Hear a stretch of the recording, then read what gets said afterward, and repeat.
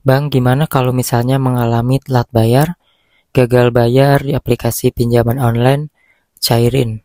Apakah benar aplikasi Cairin ini bisa ada pihak ketiganya?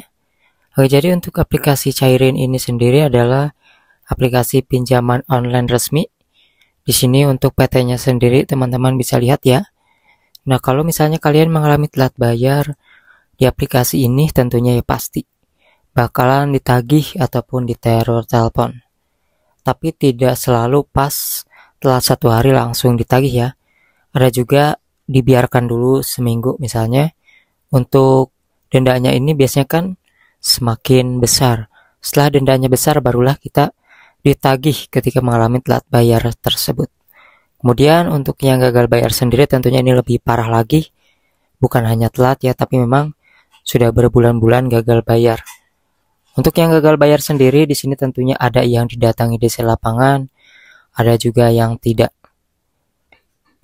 Biasanya rata-rata yang didatangi itu setelah gagal bayar 1 bulan, 2 bulan hingga di atas 3 bulan. Setiap orang berbeda-beda ya didatangi DC-nya ini. Lalu gimana nih kalau misalnya aplikasi ini turun ke lapangan? Benarkah ada pihak ketiga? Oke, setiap aplikasi pinjaman online tentunya sudah diatur itu sendiri ya, bahwa mereka berhak memang melimpahkan penagihannya ini ke pihak ketiga. Yang biasanya nanti suka ada orang yang menagih ke rumah membawa surat dari PT-nya. Nah, kalau misalnya seperti itu artinya memang dilimpahkan ke pihak yang ketiga. Untuk mengetahui PT-nya itu ada atau enggak, kalian bisa share di Google ya. PT tersebut kalau muncul berarti memang ada. Nah, gimana solusinya kalau misalnya gagal bayar aplikasi Cairin?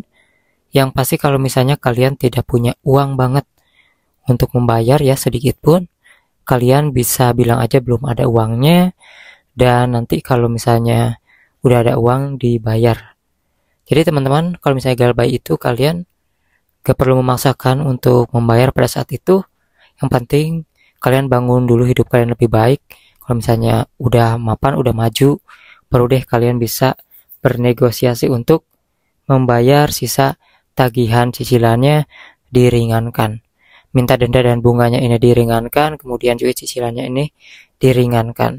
Maka dari situlah solusi yang tepat sebenarnya untuk membayar tagihan yang galbay kalau misalnya kita tidak mau kena slik OJK.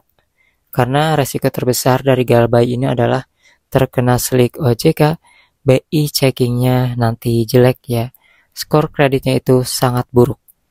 Jadi misalnya kalau teman-teman keburu didatangi DC ya bisa seperti itu. Kalau misalnya ada uang negosiasi untuk meminta keringanan, kalau misalnya belum ada yang kalian katakan sejujurnya aja.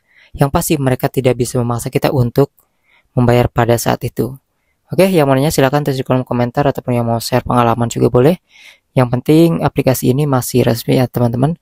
Dan kalian gak perlu panik ketika mengalami telat bayar dan gagal bayar.